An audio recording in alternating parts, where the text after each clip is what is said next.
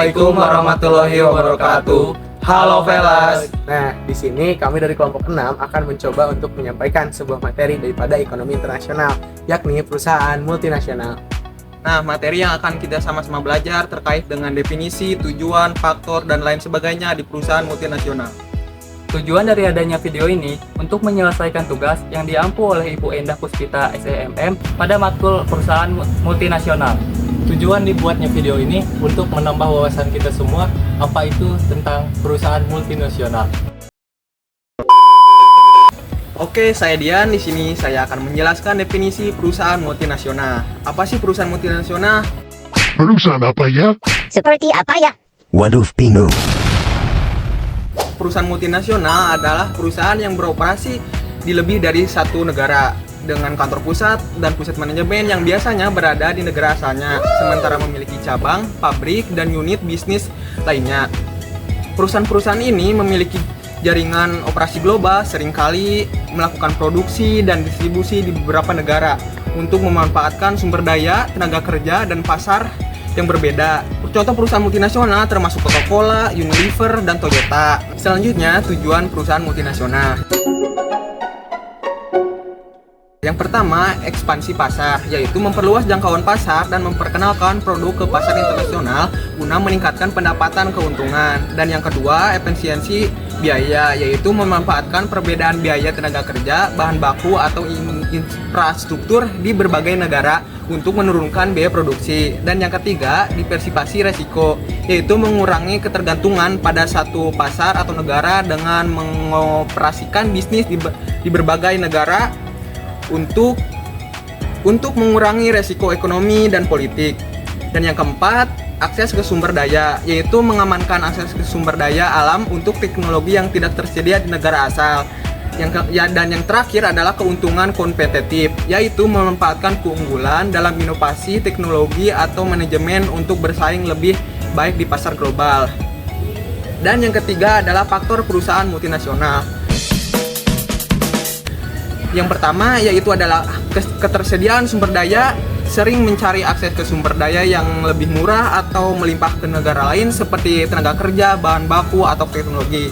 Yang kedua, perbedaan biaya produksi, yaitu perbedaan biaya tenaga kerja, bahan baku, dan energi di berbagai negara mendorong PMN untuk memindahkan operasi ke tempat yang lebih murah. Dan yang ketiga, kondisi pasar global, yaitu permintaan pasar internasional dan potensi pertumbuhan di luar negeri dalam keputusan ekonomi PMN. Keempat, kebijakan perdagangan dan investasi. PNN sangat dipengaruhi oleh kebijakan pemerintahan mengenai tarif, perjanjian perdagangan, dan insentif investasi asing. Yang kelima, nilai tukar uang. Fluktuasi nilai tukar dapat mempengaruhi keuntungan perusahaan dan operasi di berbagai negara dengan mata uang yang berbeda. Yang keenam, stabilitas politik dan hukum. PMN harus mempertimbangkan stabilitas politik, peraturan hukum, dan kepastian hukum di negara tempat mereka beroperasi untuk menghindari resiko tinggi. Oke, untuk yang terakhir adalah faktor budaya dan sosial. Di sini memahami akan budaya lokal, referensi konsumen, dan tren sosial penting bagi PMN agar produk-produk dan strategi pemasaran mereka efektif. Halo, saya Fauzan. Nah, di sini, setelah tadi kita mendengarkan bagaimana definisi, faktor, dan tujuan daripada adanya perusahaan multinasional, kita akan beralih sejenak kepada efek positif serta efek negatif daripada adanya perusahaan multinasional. Di sini, pertama yang akan saya jelaskan yaitu mengenai dengan efek positif daripada adanya perusahaan global. Biasanya, dengan adanya perusahaan global akan memengaruhi nilai investasi daripada suatu negara ke negara lainnya.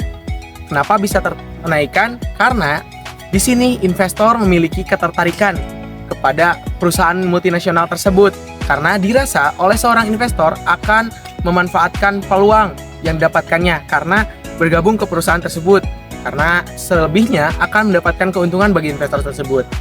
Kemudian yang kedua, nantinya akan dimunculkan perusahaan-perusahaan multinasional yang baru.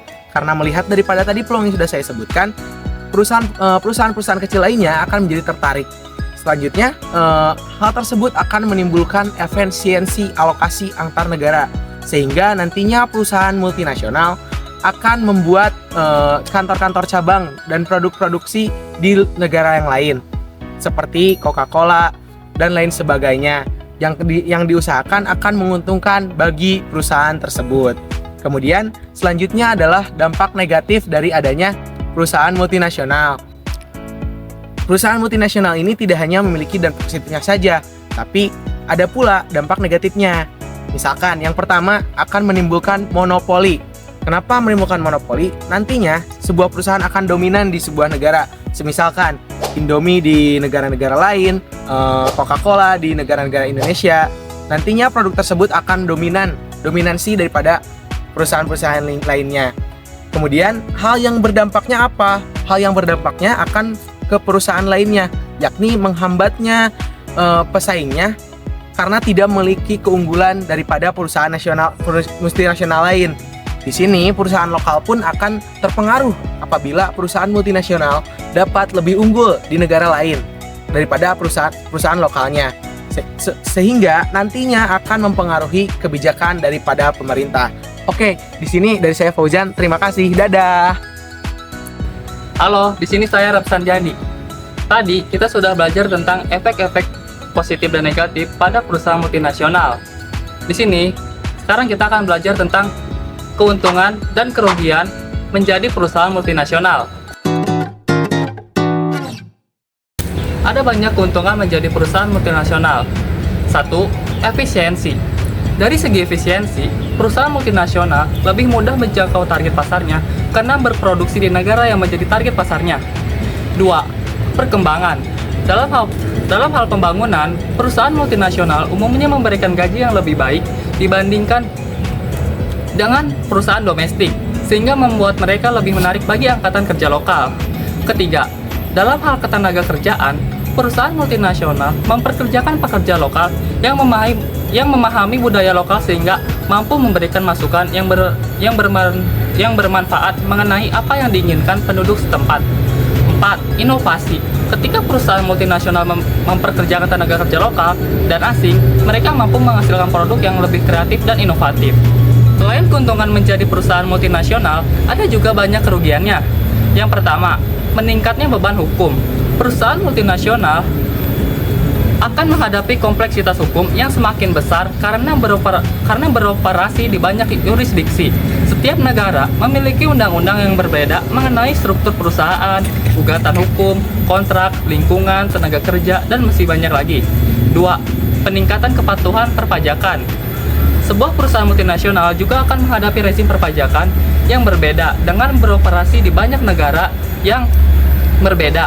Mungkin terdapat peraturan yang berbeda seputar pajak penjualan atau pajak pertambahan nilai, pengurangan pajak, misalnya depresiasi, kemampuan untuk menggunakan kerugian operasional bersih untuk mengimbangi penghasilan kena pajak di masa depan. Belum lagi tarif pajak yang berbeda. Ketiga, hubungan masyarakat. Perusahaan multinasional dapat dituduh mengirimkan atau menciptakan lapangan kerja di luar negara asal perusahaan tersebut, sehingga mengakibatkan hubungan masyarakat dan retorika politik yang negatif di negara asal. Sebaliknya, perusahaan multinasional mungkin dituduh mengeksploitasi pekerja lokal, sumber daya, dan peraturan di negara asing. 4. Ketidakstabilan politik. Perusahaan multinasional mungkin mengalami ketidakstabilan politik tergantung pada lokasi kantor dan sumber daya perusahaan multinasional tersebut. Kebanyakan perusahaan multinasional mempunyai negara asal yang stabil secara politik dan ekonomi maju, namun beroperasi di negara-negara kurang berkembang. Terkadang negara kurang berkembang akan mengalami gejolak politik, termasuk korupsi lokal yang dapat berdampak pada operasi perusahaan multinasional tersebut. Oke, tadi itu adalah keuntungan dan kerugian dari perusahaan multinasional. Saya Rapsanjani, terima kasih. Oke, di sini perkenalkan saya Aritri Nur Hidayah. Di sini saya akan membahas tentang konflik yang muncul di negara induk atau negara asal perusahaan multinasional. Konflik yang pertama adalah pergeseran tenaga kerja. Banyak perusahaan multinasional memindahkan operasinya ke negara-negara berkembang untuk memanfaatkan tenaga kerja yang lebih murah. Hal ini menyebabkan pergeseran tenaga kerja di negara asal, di mana banyak pekerja kehilangan pekerjaannya karena pabrik atau fasilitas produksi dipindahkan.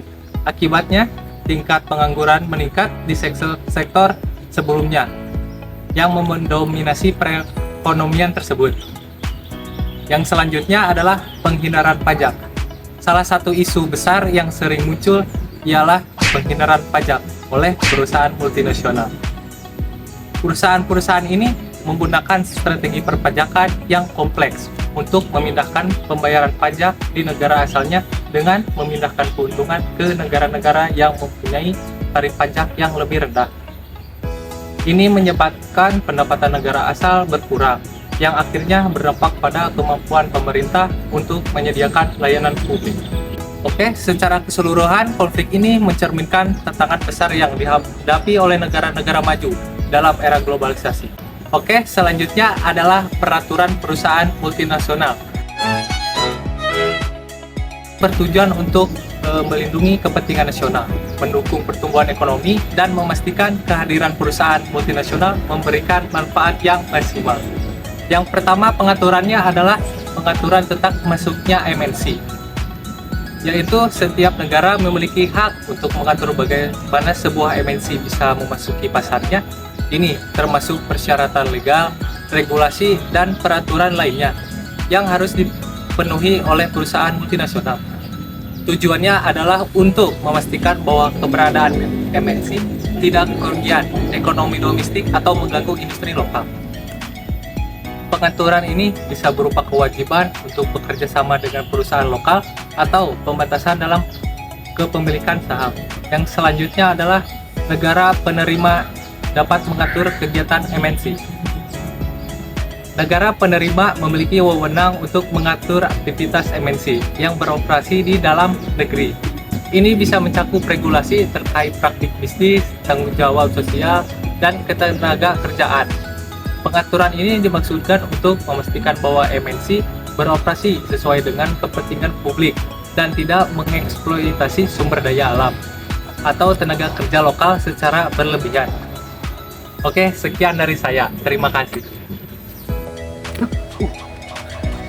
Oke, mungkin demikian dari kami kelompok 6 terkait dengan pembahasan yang tadi kita sudah sampaikan. Semoga bermanfaat. Terima kasih. Wassalamualaikum warahmatullahi wabarakatuh. Nah,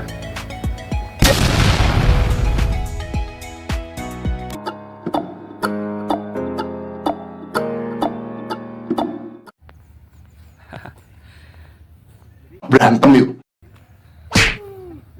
Baru dakta.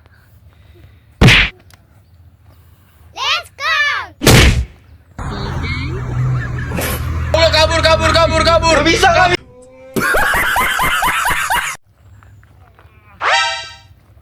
Capek ah.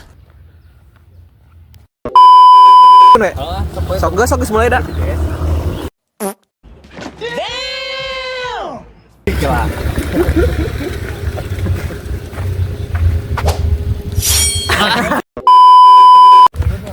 Perkenalkan, nama saya Sanjani. Ya, awas, perkenalkan kami dari kelompok 6. Bikin KBG tapi singkat. Gimana boy? Kata-kata hari ini boy? Jangan lupa sholat Jumat sih. Enak perbo. Enak perbo. Tujuan dari video ini untuk Berikan definisi, tujuan, faktor, dan lain sebagainya di perusahaan multinasional. Harap Yuk, kameramen. 2, 3, 4,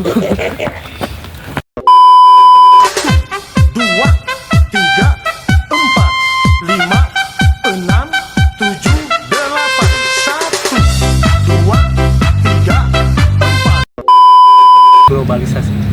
Ekspansi bisnis ke luar negeri. Penyebut kenalan. ini kan ngomong nyebut kenaran